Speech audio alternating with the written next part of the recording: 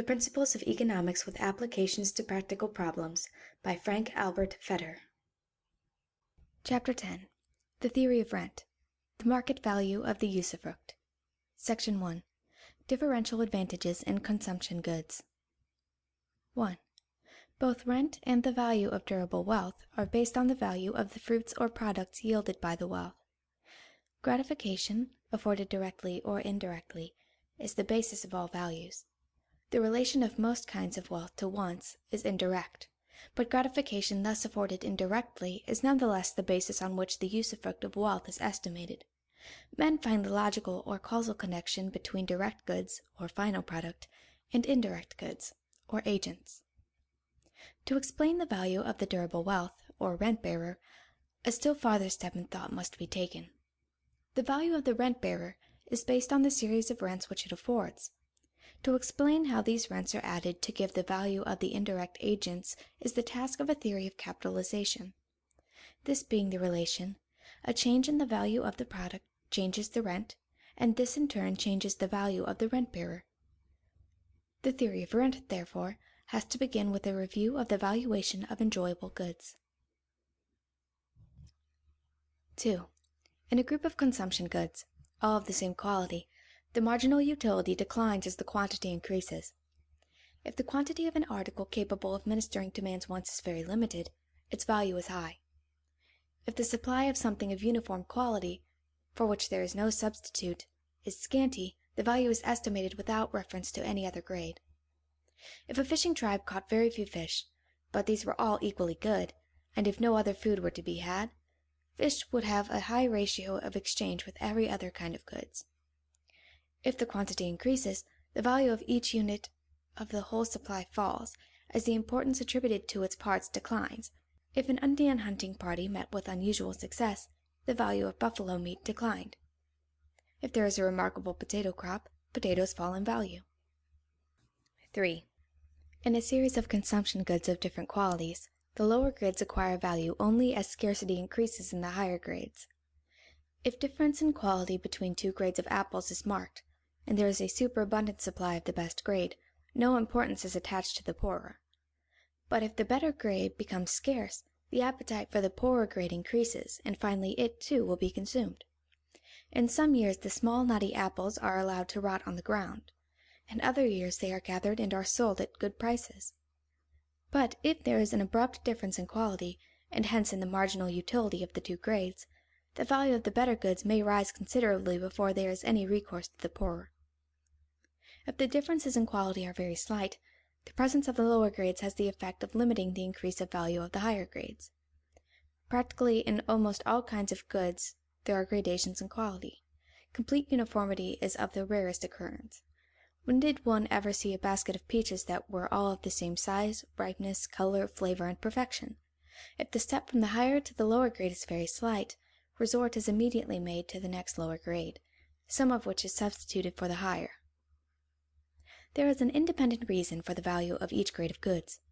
Each grade would have value if there were none of the other, but they mutually affect each other's value when they exist, side by side, in the same market. The marginal utility of each is lessened by the presence of the other, and thus 2 or 10 grades constitute for many purposes in a single supply, as they shade into each other or are merged by substitution. 4. Goods of the lowest grades, having no marginal utility, are free goods. This is a simple truth, but it has important bearings. There may be said to be an extensive margin of utilization of many consumption goods. The poorer grades of apples, rotting on the ground, the multitudes of waste things not valued, are on the margin of utilization. When a lower grade is used, the margin is extended. The value of goods is measured upward from the margin of utilization, but this is simply to say that their value was measured from zero upward. Likewise, there is an intensive marginal utility in consumption goods. As the better grade of apples becomes more scarce, they will be used more sparingly and kept to satisfy only the intenser wants. The superiority of some consumption goods, either in quantity or in quality, often is exactly analogous to the differential advantage spoken of by economists in case of productive agents. The differential advantage of the highest grade over the grade of free goods, whose value is 0, evidently is the whole value of the highest grade. Section 2. Differential advantages in indirect goods. 1. Rent varies with the quality of the products yielded by agents, other things being equal. Let us take first a simple case where the agent is the sole condition of the product. If there is but one tree bearing a certain luscious fruit, or but one spring yielding a mineral water, the rent of the tree or spring being equal to the value of the products must vary as the quality of the products varies. If two or more trees are standing side by side, they will be compared with regard to the difference in the quality of their fruits. If two fields differ in quality, greater importance will be attached to the field capable of producing the better grade or variety of fruit or product. A peculiar mineral quality in the soil may impart to wine a choice flavor that can at once be recognized by experts, while other fields, distant but a few rods, cannot by any effort be made to produce wine of the same rare quality. There is said to be a marked difference in the success of vineyards lying only a short distance apart on the shores of the larger lakes of New York. Nearness to the water moderates the temperature, often prevents frosts, and hence ensures the ripening and quality of the fruit. In the Santa Clara Valley, as in other parts of California, there is a frostless belt, sharply marked off from the lands where it is unsafe to attempt to cultivate the delicate orange tree and other semi-tropical plants. In manifold ways, differences in geological formation affect the use of land and the success of many industries. On one side of the little creek is limestone land, on the other shale, the limestone producing a crop larger and of better quality. When the peculiar nature of the one field is found to be the cause of the exceptional quality of its fruits, the difference in value is attributed to it. If there is but one grade of agent, it is, of course, valued without reference to any lower grade. The effect of the presence of lower grades of agents is to lower the value of the higher, inasmuch as the lower grades are substituted for the higher. There may be at first enough of the higher grade of agents to produce all the fruit wanted of the better quality. If then there is an increasing demand, and the additional yield can be secured only with greater effort, the value of the product will rise. The presence of poorer grades, however, checks that rise, because use can be shifted to them. The value of grade 1 is not high because grades 2, 3, and 4, which are worse than it, are available, but because they are not of better quality than they are. Poor as they are, their presence reduces somewhat the intensity of demand for the best grade. Indirect agents, therefore, are seen to be subject to just the same comparisons, substitutions, and estimates, when their value is considered, as are direct consumption goods. 2. The rents of two agents differ as do the quantities of goods yielded by them, other things being equal. In the case just considered, the quantity remained the same while the quality differed. Now is to be considered the case where the quantity differs while the quality remains the same. It is possible that one grade of agents is poorer because it produces less fruit, not fruit of poorer quality. Consider first the static problem. If both agents yield fruits exactly alike, the value of equal units at the same place and time must be equal, and the usufructs would vary in just proportion with the quantity of product. Now consider the dynamic problem. If the desire for that fruit increases, rent would grow as scarcity became more felt. The agents yielding, under the prevailing conditions, the largest product would first be used. Later, the poorer agents. The possibility of resorting to the poorer agents would keep the better from rising so high. 3. When two agents are necessary to secure a product, the value attributed to each is influenced by competing uses. The thought of one agent independently producing a certain product is far too simple to correspond with reality.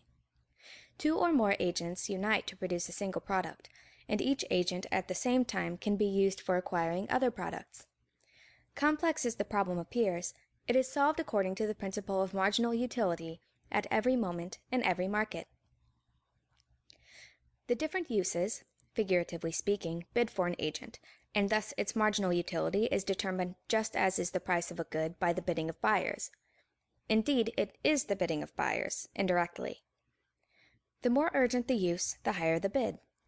The felt importance is reflected from the consumption goods that are sought, to the agent that will aid to get them. Two or more agents that are mutually needed for the acquiring of a product are complementary goods. A good complementary agent may be either other material agents or labor. When labor is applied to an agent, either to improve the quality or to increase the quantity, it is subject to the law of diminishing returns. In the effort to increase the quantity of products, labor is applied first more intensively to the better agents. If it meets with resistance, if returns diminish, it is transferred to any of the poorer agents that have in them uses of as high a grade as those still in the better agent. The superior effectiveness of the earlier over the later units of the added agent is called the differential advantage of the two fixed agents. The result of a day's labor applied to a field may be represented by 100, a second day's labor by 90, it being only 90% as effectual, a third day's labor by 75.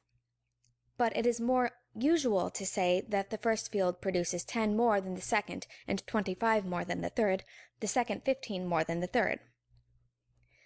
To the agent fixed in supply is attributed the difference in the effectiveness of the agent that is applied. 4. The marginal uses of indirect goods are free uses. Here again is noted the close parallelism in the process of evaluating direct and indirect goods. There is an extensive margin in the use of an indirect agent, a point in the gradation from the better to the poorer agents where the materials and forces are left unused and have no value. Land beyond that point is free. Outworn goods in manifold forms, old pictures, old machines, having no longer charms even for a rummage sale, form a no-rent margin of wealth. On every hand, a great multitude of things unused and worthless differ by only a shade from things that still are used and valued. Every rubbish heap, rag bag, junk shop, and garret contains things once prized, now lingering on the margin of utilization. There is also in agents an intensive margin, beyond which are certain unexploited uses in the things that we already have. This is a more subtle thought, but it has been already discussed in connection with diminishing returns. These potential uses in agents, uses which in the existing conditions lie outside the margin of utilization, of course have no value. We have noted that there is an equilibrium between these two margins. Rent is measured from a zero point of utility, either in a good or in other poorer grades of goods. A corollary of this proposition is that there is a limit to the rental that anything can yield under any given condition. Below the present margin of utility of any goods there exist great quantities of free goods, unused goods, or unexploited uses. It is only uses above this margin that yield rent. Rent is the difference between the value of the better grades and the value of the free goods. It is therefore due to the limitation in the supply of indirect agents of the better quality, or to the scarcity of the more effective uses in those agents. 5. Rent may be redefined as the value of the scarce uses of wealth within a given period. Rent is the felt importance of the usufructs of agents in securing gratification. It is measured by the marginal utility of any particular grade of agents in securing products. These definitions and the discussion throughout this chapter applies to economic rather than to contract rent. In fixing and agreeing on contract rent, men are seeking to estimate the importance of indirect goods, the importance that an agent will have in getting a product. They are bidding for the use of things, and what they bid is contract rent. Contract rent is based on the existence of economic rent. Economic rent does not depend on contract rent, but on the differences in the effectiveness of agents to secure a given product. If there were not differences in the product, and no limits to the supply of indirect agents, rent could not exist. It would be inconceivable. But these differences existing, economic rent inevitably rises, for men cannot keep from attaching value to the things that affect their desires. Contract rent, in turn, appears wherever the use of wealth becomes an object of exchange and agreement between men in a free society. End of chapter 10.